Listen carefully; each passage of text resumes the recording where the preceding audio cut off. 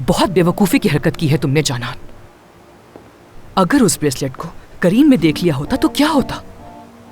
हाँ, मुझे भी तो इसी बात का डर था सादिया। मैं वो इसीलिए ले जा रही थी ताकि कोई देख ना सके। मगर तुम्हारा कोई हक नहीं था। तुम मेरे कमरे में घुसकर मेरी चीजों को कैसे हाथ लगा सकती हो जानान? वैसे सच कहूँ तो सादिया, तुम बहुत ज्यादा जज्बाती हो गई थी। मुझे तो खौफ आ रहा था तुमसे। तो आखिर इस बात को लेकर मैं जज्बाती कैसे ना होती? मैं वैसी अपनी हरकत पे शर्मिंदा हूँ। सालों से एक रात के लिए भी मुझे सुकून की नींद नहीं आई है।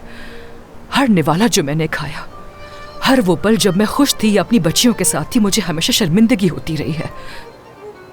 मुझसे बात क्यों नहीं की तुमने सादिया? मुझे एहसास भी नहीं होने दिया।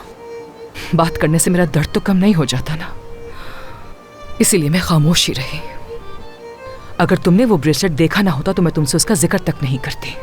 मेरी बात सुनो, जैसा मैं समझ रही हूँ तुम वैसा तो नहीं करने वाली ना? तुम वाकई में बहुत खुदगर्ज इंसान हो, सिर्फ अपना ही सोचती हो जानान। मैं सिर्फ तुम्हारे बारे में सोच रही हूँ सादिया। कहीं ऐसा ना हो कि इस वजह से अपनी फैमिली को खो दो तुम। अब बंद करो इस टॉपिक को। आज के दिन मुझे वैसे ही बहुत स्ट्रेस मिल गया है और नहीं चाहती हूँ मैं। अच्छा ठीक है, जैसे तुम्हें ठीक लगे।